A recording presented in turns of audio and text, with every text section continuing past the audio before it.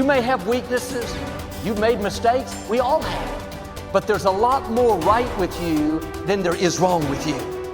Dwelling on the negative doesn't help you to do better. Beating yourself up for past mistakes doesn't move you forward. The better you feel about yourself, the better you'll do. The more you like yourself, the further you'll go.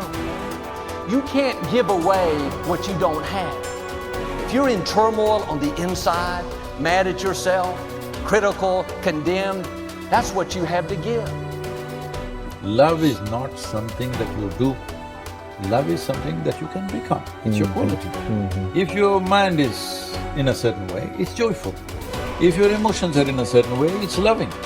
This is the quality of sweetness of body. If your body becomes sweet and pleasant, it's called health and pleasure. If your mind becomes very pleasant, it's called peacefulness and joyfulness. If your emotions become pleasant, it's called love and compassion. If your very life energy becomes pleasant, it is called blissfulness and ecstasy. Only if your surroundings become pleasant, it's called success. In Buddhism, they say replace any negative thought immediately with a positive thought. And the neuroplasticity says the same thing, because neuroplasticity is amazing, but it can be bad. If you have a breakup and you obsess about the person, you're wiring that deeply into your brain. So you have to direct your neuroplasticity, and if you do get that voice in your head, which is normal for all of us, you need to, override that with a positive statement. So your forebrain is the builder, it's the designer, it's the CEO.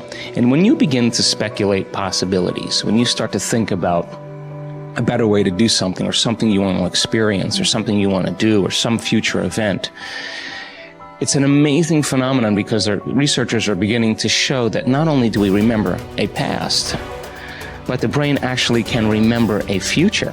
And so how does it do that? Well, because the forebrain has connections to all other parts of the brain, it can take a little bit of that knowledge from a specific neural network and a little bit of experience and another neural network of knowledge and another neural network of experience, and it can seamlessly piece it together to create a new level of mind. And then your brain gets a picture or an image, and then you transfix your mind on that image, and those neurons string into place that begin to fire and wire together. And every time you remind yourself of what you want to experience, you're reinforcing the circuitry in your brain to begin to install the hardware for you to actually experience that future event. In other words, the brain already looks like it's already had the event. Now that's super cool, because it really says then that we're remembering a future potential. The imagination is the most marvelous, miraculous, inconceivably powerful force that the world has ever known. And the average individual uses the imagination, if they use it at all, against themselves. They imagine what they don't want. They imagine problems coming. Let's begin to use our imagination the way God meant it to be used. It's the greatest creative faculty that we possess, and we can build anything we want with. The mind is very strong, and one of the things the mind does is develop methodologies or ways of thinking that let it interact with life and not get hurt and be more comfortable. And it's the ego. When we develop a self-concept, and we change it throughout our lives, but in general, there's a self-concept sitting under there saying, I was the one that did this, and I was the one that went to this school, and I'm the one that went there, and the one that my father left or stayed, or whatever the hell it is, And basically, all of this unfolds, and you end up developing patterns of thinking based upon the experiences you've had, all right?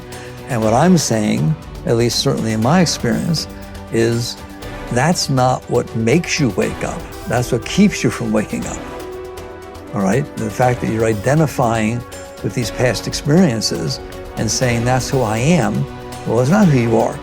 You are watching your ego, you see it get upset, you see it fix things, you see it have concepts and views and et cetera, and even you're obviously very intelligent, you can use your intellect to support the ego, to support that, and so on, right? Man's greatest burden is unfulfilled potential.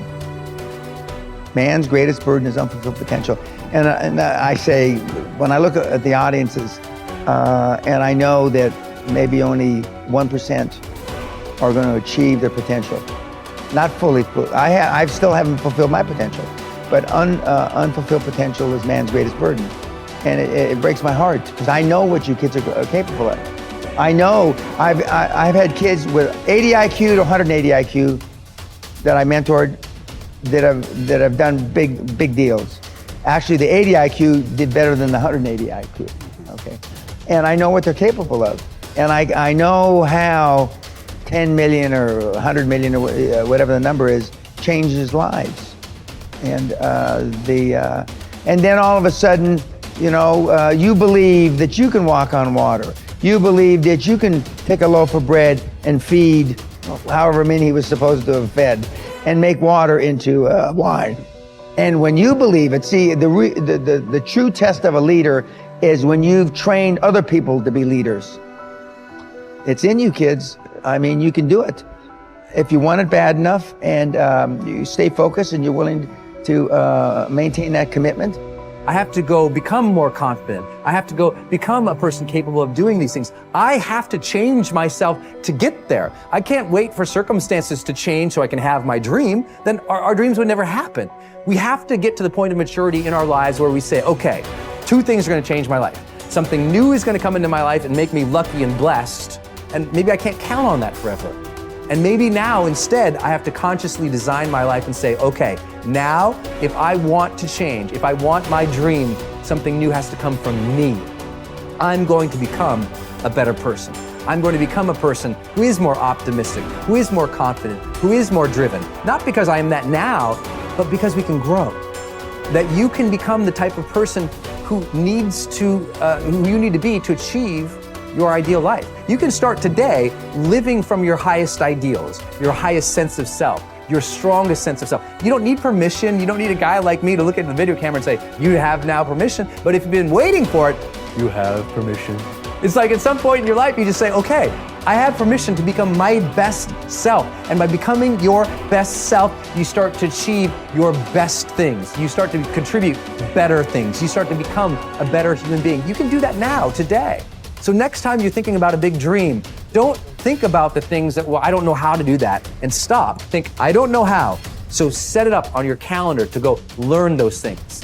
I don't have that, then set it up step by step to go build that. I'm not like that, then set it up step by step to go develop those skill sets and those competencies so you can become that, and ultimately you can achieve that dream. It's there, it's waiting for you. Don't stop. We are what we repeatedly do. Excellence then is not an act, but a habit. You are your most valuable asset. Your life, your potential, and your possibilities are the most precious things you have. Thus, your great goal in life should be to fulfill that potential and become everything you are capable of becoming. Your ability to learn, grow, and fulfill your potential is unlimited. Today, people are graduating from high school and college in their 70s, learning new subjects and developing new capabilities. Your ability to learn and remember can continue throughout your life if you keep your brain alive, alert, and functioning at its best. Your most precious financial asset is your earning ability. Your ability to work is your primary source of cash throughout your life. You could lose your home, your car, your bank account, and everything you own, but as long as you have your earning ability, you can earn it all back, and more, in the months and years ahead. Your biggest investment, most people don't realize this. They take their earning ability for granted. But it has taken you your entire life to develop your earning ability. Every bit of education, experience, and hard work that you have invested in learning your craft and developing your skills has gone into building this asset. Your earning ability is very much like a muscle. It can increase in strength and power year by year as the result of regular exercise. Likewise, the opposite is true too. If left alone or ignored, your earning ability, like your muscles, can become weaker or even decline because you have simply failed to upgrade it continually. In other words, your earning ability can be either an appreciating or a depreciating asset. What got you here won't get you any further. Some people are actually losing value each year, declining in earning ability because they are not continually upgrading their knowledge and skill. They don't realize that whatever knowledge and skill they have today is rapidly becoming obsolete. It is being replaced by new knowledge and skills that, if you don't have them and someone else does, you will be in danger of being overtaken by your competition. The achievement of personal excellence is a decision you make, or that you fail to make. But in the absence of a commitment to excellence in your chosen field, you automatically default to average performance, or even mediocrity. No one becomes excellent accidentally or by just going to work each day. Excellence requires a definite decision and a lifelong commitment. Knowledge and skill are the keys to the 21st century. Becoming the best person you can possibly be and moving to the top of your field require the application of self-discipline throughout your life. Mental fitness is like physical fitness. If you want to achieve either, you must work at it all your life. You can never let up. You must be continually learning and growing, every day, week and month, throughout your career and in other areas of your life. If you're going to join the top 20% and stay there, to earn more, you must learn more. Abraham Lincoln once wrote, "The fact that some have become wealthy is proof that others may do it as well." What others have done, you can do as well. If you learn how, everyone who is at the top was once at the bottom. Many people who come from average or poor families with average incomes or who grow up in average circumstances have gone on to become some of the most prominent people in their fields.